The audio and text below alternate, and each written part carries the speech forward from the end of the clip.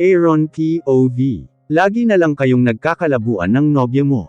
Sinulyapan ko si ate, na biglang sumulpot sa aking likuran. Narito ako sa balkonahe at nagpapalamig ng ulo. Nagtalo na naman kasi kami ni Maureen. Lagi na lang ganito. Parang nang isang linggo lang nag-away na naman kami. Bumantong hininga ako, saka muling tinuon ang tingin sa may garden. Tinungga ko ang bote ng beer na hawak ko, at piniling huwag magsalita. Wala naman akong maisip na sabihin. Totoo naman ang sinasabi ni ate.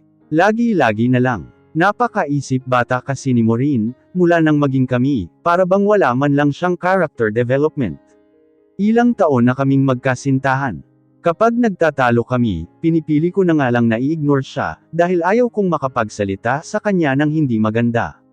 Lalo at kinabukasan makikipagbati din siya sa akin. We're already adult, pero pakiramdam ko, nasa high school pa din siya. Hindi man lang siya nag-mature ng kaunti. Pero kahit na ganoon siya, mahal ko siya. Lahat naman ng tao may mga flaws. Habang maaga pa, mag-isip-isip ka na. She's not the marrying type, paalala ni ate. Ngumisi ako at umiling. What? Inis na tinampol ni ate ang aking braso. Don't tell me you're thinking of marrying her. Wala pa naman. Pero kung kami pa din in 2 years, bakit naman hindi ko siya pakakasalan? You're gonna regret it, Aaron. Masisira lang ang buhay mo. Hindi ko gaanong inisip ang sinasabi ni ate. I love Maureen. Hindi naman ako nakipagrelasyon para lang maglaro. Hindi ako ganoong tipo ng lalaki. Kung mag-aasawa ka, mas okay pa na si Jenny ang piliin mo. Are you bluffing? Natawa ako. Jenny is just a kid. She's referring to my parents' friend's daughter. Patay na ang mga magulang nito dahil sa plane crash. Dahil wala itong kamag-anak, kinupkup siya ni na mommy at daddy. Natawa na lang ako kay ate, dahil ang bata-bata pa nun. I'm not a pedo, ate. Anong pedo? 19 na si Jenny. At hindi naman hamak na mas mabait at mas matino siya, kumpara sa Maureen na iyon, na wala nang ibang ginawa kundi awayin ka. Maawa naman siya sa'yo. The least thing she could give you is stress, because you're handling a big company.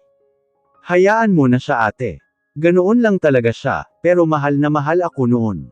Ate groaned in annoyance. And I didn't see Jenny as my wife. She's too young. Natatawa akong umiling. Hindi lang naman si ate ang nakapagbanggit na bagay kami ni Jenny.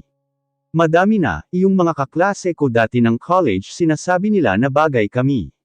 Hindi pa siya noon nakatira sa bahay, may mga nakakapansin na sa kanya. Madalas kasing magsalo-salo ang pamilya namin, nang buhay pa ang mga magulang niya. Maganda siya, pero hindi ko siya nakita as a woman. I saw her as a child. Anong young? She's already an adult. At kahit nga sina mommy at daddy, gusto nila si Jenny para sa'yo, sabi ni ate na kinagulat ko. The girl obviously likes you. Tumiim ang bagang ko. Did she just purposely told my parents about this, so that my parents would help her to convince me about her? I don't want to talk about it, ate. I have a girlfriend and I love her. The next day Maureen went to my office. As usual, makikipagbati na naman siya ulit. Sorry na, paglalambing niya sa akin. Ang dami niyang dalang pagkain na luto ng kanyang mommy. Sinabi ko naman sa'yo na busy ako, di ba? Malumanay ko namang sabi. Oo na nga, hindi din naman kita matitiis eh. Pag-iisipan ko pa kung tatanggapin ko ang sorry mo. Sumimangot siya, pero maya-maya pa'y may pilyang ngiti ang sumibol sa kanyang mga labi. Tumayo siya at umupo sa aking mga hita. Hayaan mong tulungan kitang mag-isip. Tumawa siya at nagsimulang maglambing sa akin. After a fight, make something is the best. Sawang-sawa na ako sa pag-aaway namin lagi. Nandito ako ngayon sa bar, kasama ang mga kaibigan ko. Nagtalo na naman kami ni Maureen. Napapagod na ako sa ugali niya. Kaso mahal mo komento ng mga kaibigan ko. Ilang beses na ba nila akong dinamayan, sa tuwing nag-aaway kami ni Maureen? Madaming beses na. Just a piece of advice man.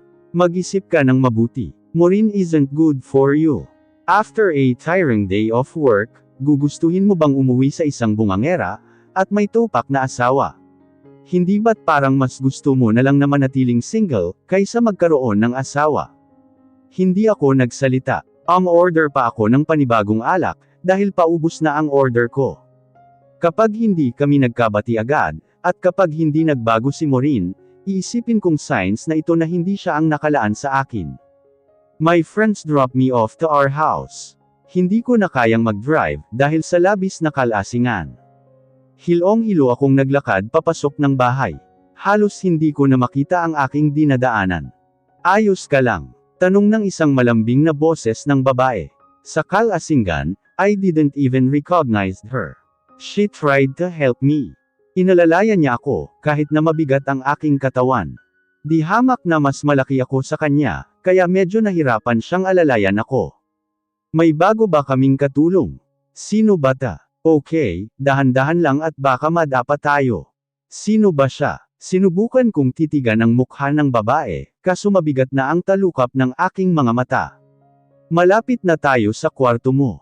Tumili siya nang magpatibual ako sa kama. Nasama ang kanyang katawan sa pagbagsak ko. Ang bango-bango niya. I love her scent. Hindi ko na halos alam ang ginagawa ko. Hindi ko alam kung sino ang unang humalik sa amin. Kung sino man hindi na mahalaga. Pero sino ba itong kahalikan ko? Nag-uwi ba ako ng babae sa club? Gigisingin ko na sana ang babae na kasama ko sa kama, nang mapagtanto ko ang aking nagawa. Si Jenny. Si Jenny ang kasama ko sa kama. She's naked. We're both naked.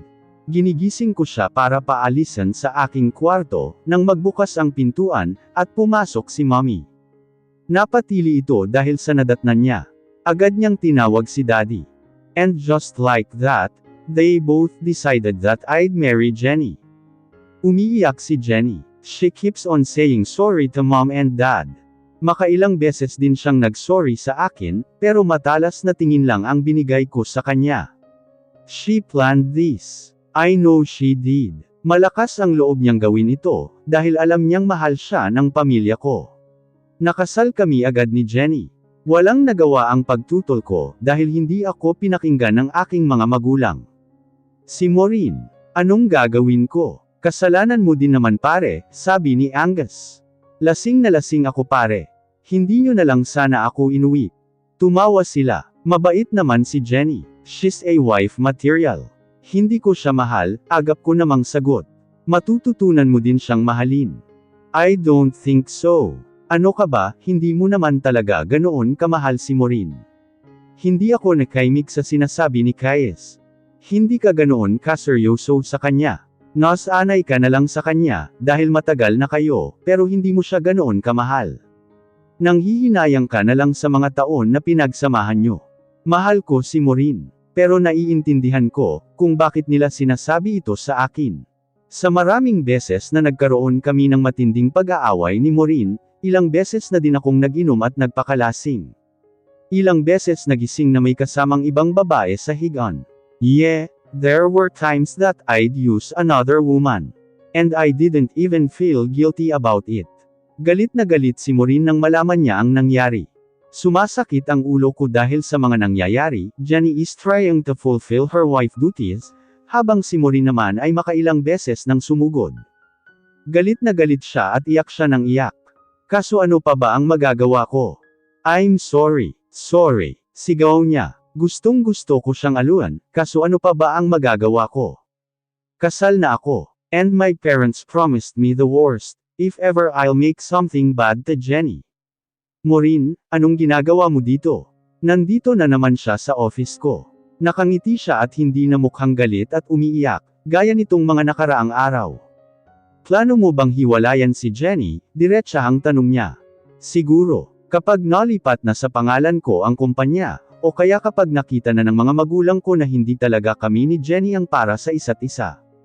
Maureen and I made a deal. I told her to go abroad, because if my family finds out that she keeps on coming to my office, I would lose the company. Pahirapan at mahaba-habang suyuan ang ginawa ko, bago ko siya napapayag. I also promised her that I would file for an annulment, so that I could marry her later on. Gabi-gabi, late akong umuuwi. Lagi kong naaabutan si Jenny sa sala, na nakakatulugan na ang paghihintay sa akin.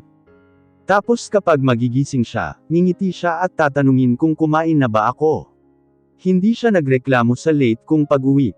She never nags at me. Hindi ko siya pinapansin. Hindi din kami nagtatabi na matulog.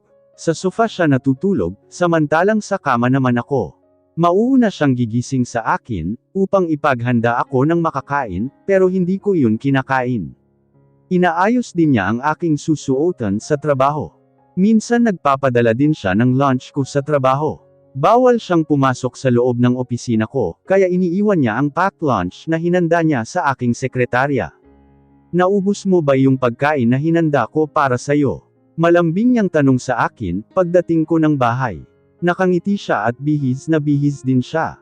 Hindi. Kinain ng sekretarya ko. Malungkot siyang tumungo. Di ba sinabi ko sa'yo na huwag mo na akong ipagluto? Wala ka bang ibang ginagawa? Nangislap ang mga luha sa mga gilid ng kanyang mga mata. Sorry Aaron. Naisip ko lang na busy ka sa trabaho, at baka nakaligtaan mong kumain, kaya pinadalhan na lang kita. At saka, monthsary natin ngayon. Monthsary. Pagak akong tumawa. Para lang iyon sa mga couple Jenny. Hindi yun para sa atin, dahil hindi naman kita gusto. We're not a couple. You're just some desperate girl, wanting to play a role as my wife. Kinaumagahan, hindi ko siya nakita. Pero nakahanda na ang aking susuotan. Pagbaba ko ng bahay, walang Jenny na naghihintay sa akin, at sasabihin kumain na muna ako ng almusal. Hindi ko na siya hinanap pa. Pumasok na lang ako. Siguro natauhan na siya sa wakas. Sana pakiusapan na din niya ang mga magulang ko para mapaanal ang aming kasal. May kikinig sa kanya ang mga magulang ko. Ganoon nila ito kamahal. Busy ako sa maghapon. Kung hindi lang dumating sina Forth at Huxley ng alas 5:30 ng hapon, hindi pa sana ako titigil sa pagtatrabaho. As usual iinom muna kami bago umuwi. Wala namang dahilan para umuwi ng maaga sa bahay. Buti sana kung may anak kami ni Jenny na naghihintay sa akin doon. What the? Ano ba tong naiisip ko? Sa bagong bukas na bar and restaurant kami nagpunta. Hindi pwedeng sa club mag-inom, dahil baka sunduin na naman ako ni ate. I turned off my phone when we reached the place. Tawag kasi ng tawag si Maureen. Paulit-ulit na lang ang usapan namin, nakakasawa na rin. Si Jenny iyon diba? Tanong ni Forth. Tamad akong tumingin sa gawin ng tinitingnan niya. Si Jenny nga, may kasama siyang isang babae. Looks like someone's wife knows how to party ha. Pinagmasdan ko siya. Nakaayos ang kanyang buhok. Mukhang nagpaayos pa siya sa salon, para sa lakad niyang ito. Nakasuot siya ng red bodycon dress. Nag-uusap sila ng kasama niyang babae. Hindi ko alam kung ano ang pinag-uusapan nila. Hindi ko din kilala ang babae, iilan lang ang kaibigan niya nang nasa college pa lang siya, at ang ilan sa kanila ay kilala ko. Hanggang sa may lumapit na dalawang lalaki. Tumayo sina Jenny at kasama niya upang makipagkamay sa mga ito. Is she here for work? Nakangiti ito habang nakikipag-usap. Ganoon din ang dalawang lalaki. Kung hindi ko pa narinig ang pagtawa ng dalawang kaibigan ko, hindi ko mamamalayan na nakatuon na pala ang buong atensyon ko kay Jenny. Nagseselos ka ba? Kinunot ko ang aking noo. She's free to do whatever she wants. Maganda nga na lumalabas siya. Para makita niya, na hindi lang ako ang lalaki sa mundo, sagot ko naman. Hindi ako nagseselos. Walang dahilan para magselos ako. Naunang umalis sina Jenny sa resto. After 30 minutes nag-aya na ding umuwi ang mga kasama ko. Umuwi na nga lang tayo. May isa dyan na gustong-gusto ng umuwi, para i-check kung umuwi na ba ang asawa. Hindi ako nagkomento. Hindi ko din maunawaan ang aking sarili, kung bakit nagmamadali akong umuwi. Pagdating ko ng bahay nagmamadali akong umakyat sa kwarto, ngunit hindi ko siya nakita. Ang laundry basket ay walang laman. Hindi pa siya umuwi. Bumaba ako at kumuha ng beer sa may kusina. Hindi na lang sana muna ako umuwi. Naiinis ako. Paakyat na ulit ako sa kwarto, nang makarinig ako ng ingay na nagmumula sa may laundry room. Nakauwi na siya. Sumilip ako roon at nakita ko ang babaeng hinahanap ko. Nakapagpalat na siya ng damit. Nakaupo siya sa gilid ng washing machine, at nag-iinom ng beer. Kumakanta din siya ng malungkot na kanta. Malaya ka na, magagawa mo na ang lahat ng gusto mo. Nagpunas siya ng luha, saka tinungga ang bote na hawak. She sighed. Ayaw kong makita niya ako, kaya umalis na din ako agad. Kinaumagahan, hindi niya ako pinaghanda ng almusal, ngunit ang susuotin kong damit ay nakahanda na. Wala na din siya sa bahay sa mga oras na to. Siguro may importanteng nilakad, kaya maagang umalis. Hindi ko man lang alam kung ano ang ginagawa niya. Kung may trabaho ba siya, at kung ano ba ang trabaho niya. Hindi siya sa kumpanya pumasok. Sinabihan siya noon ng mga magulang ko, na doon magtrabaho pero tumanggi siya. Nakatunganga ako dito sa office, nang dumating ang mga kaibigan ko. Kung gusto mong malaman ang ginagawa niya, tanungin mo siya o kaya paimbestigahan mo. I'm not interested, bored kung sagot. Huwag ka nang mag-deny Aaron. Wala kang mate at tago sa amin. Alam naman namin na nagkakaroon ka na ng pakialam sa asawa mo. Nakapatay din ang cellphone mo. Dahil ba iniiwasan mo na si Maureen? Pang-uusisa nila. Well, good job. Umuwi ako ng alas 6 ng gabi. Ngunit wala pa si Jenny. Naupo muna ako sa may sofa. Tahimik kong pinagmasdan ang buong bahay. Ang tahimik at nakakaburyo. Kaya siguro hindi na din siya nag-stay ng matagal dito. Maagang umaalis at hanggang ngayon ay nasa labas pa din siya. Tumayo na ako at aakyat na sana sa taas, nang magbukas ang pintuan. Napaigtad siya nang makita ako. Pinilit niyang ngumiti. Good evening. Nauna na siyang umakyat sa hagdanan. Hindi ba niya ako tatanungin kung kumain na ako? Lumabas ako at kumain na lang sa labas, dahil nagugutom na talaga ako. Sumunod na araw, mas late pa ang uwi niya. Nauna pa akong umuwi kaysa sa kanya. Anong oras na? Inis kong tanong. Alas 10:30 na ng gabi. Nagulat siya nang marinig niya ang boses ko. Gusto kong itanong kung bakit ngayon lang siya umuwi, pero sa halip iba ang lumabas sa bibig ko. I've uttered some hurtful words. Umiyak siya. At hanggang sa banyo, ay dinig ko siyang umiiyak. It haunted me. Hanggang sa pagpasok ko sa trabaho ay naiisip ko siya. The next day, maaga na siyang umuwi. Nagluto siya ng pagkain, ngunit hindi niya ako inayang kumain. Kahit nagdadamdam siya, pinagluto pa din niya ako. Nagpapadala ulit siya ng baon sa akin, ngunit hindi ko pa din kinakain. Sir, hindi mo ba to kakainin? Tanong ng sekretarya ko. Bitbit niya ang packed lunch na bigay ni Jenny. Kainin mo na lang, sabi ko naman. Nagkamot siya ng ulo, at matagal akong tinitigan. What is it? Tamad kong tanong. Nakukonsensya na kasi akong kainin ang luto ng asawa mo, sir. At ano, ako ang kokonsensyahin niya. Lumapit siya sa akin, at nilapag sa mesa ko ang paper bag. What are you doing? Nayayamot ko namang tanong. Sinabi ko nang ang ayaw kong kainin eh. Sir, 1 buwan kayong paglulutuan ni ma'am, bago kayo maghiwalay, kaya kainin mo po sana. What are you talking about? Lito ko namang tanong. Nilabas niya ang mga food container. Hindi ko nga kakainin iyan. Napadako ang aking mga mata sa sticky note, na nakadikit sa food container. Mayroong nakasulat na, Day 24 doon. Nilabas ng sekretarya sa kanyang bulsa, ang ilang piraso ng mga sticky notes. Ito po ang una. Inabot niya sa akin ang isang sticky note. I know that it's been bad living with the wife you never wish you had. After 1 month, you can file for an annulment. I'll convince your parents. Hindi pa pwedeng agad-agad. It's your parents' anniversary on the 28th. And by the way, hayaan mo sanang ipagluto kita sa loob ng 1 buwan, Jenny. Mabigat na bamantong hininga ang sekretarya ko. Hindi ko na kayang kainin ang luto ni ma'am, sir. Hinintay pa niya ng 24 na araw, bago sabihin sa akin to. Ang bigat ng loob ko, habang tinitingnan ang pagkain na nasa harap ko. Hindi ko din maintindihan kung bakit. Maaga akong umuwi. Nasa bahay na din si Jenny sa mga oras na ta. Nagluluto siya at mahinang kumakanta. Ang bigat ng dibdib ko habang pinapanood ko siya. Bakit ganito ang nararamdaman ko? Hindi ba dapat masaya ako na maghihiwalay na kami? That night I couldn't sleep.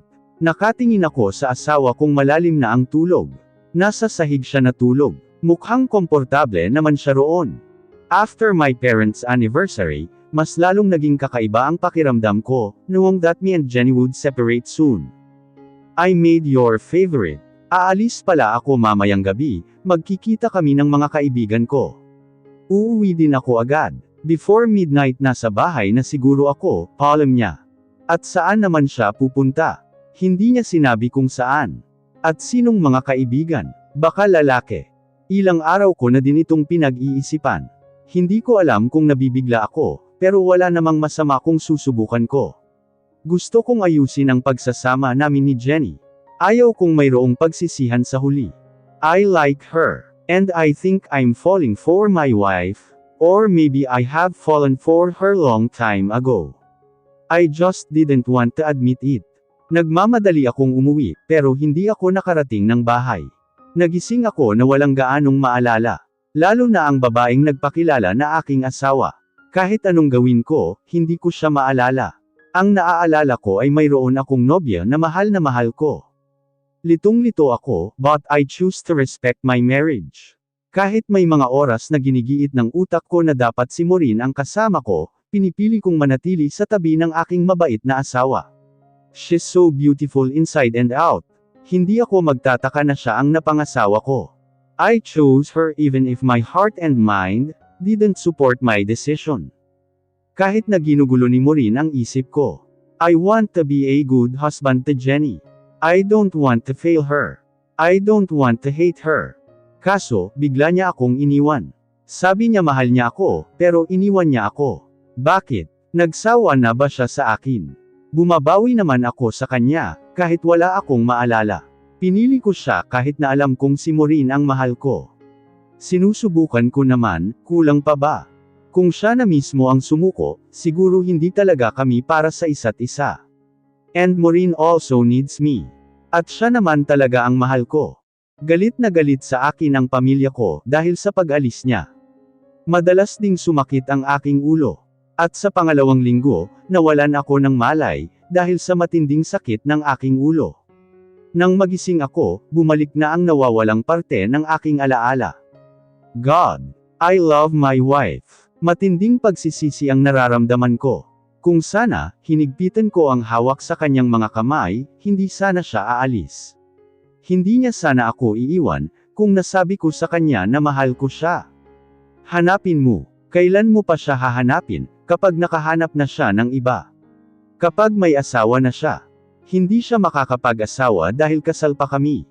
Alam kong hindi sa ganoong bagay niya ilalaan ang oras niya. Nagpunta ako sa bahay na pinapatayo ko.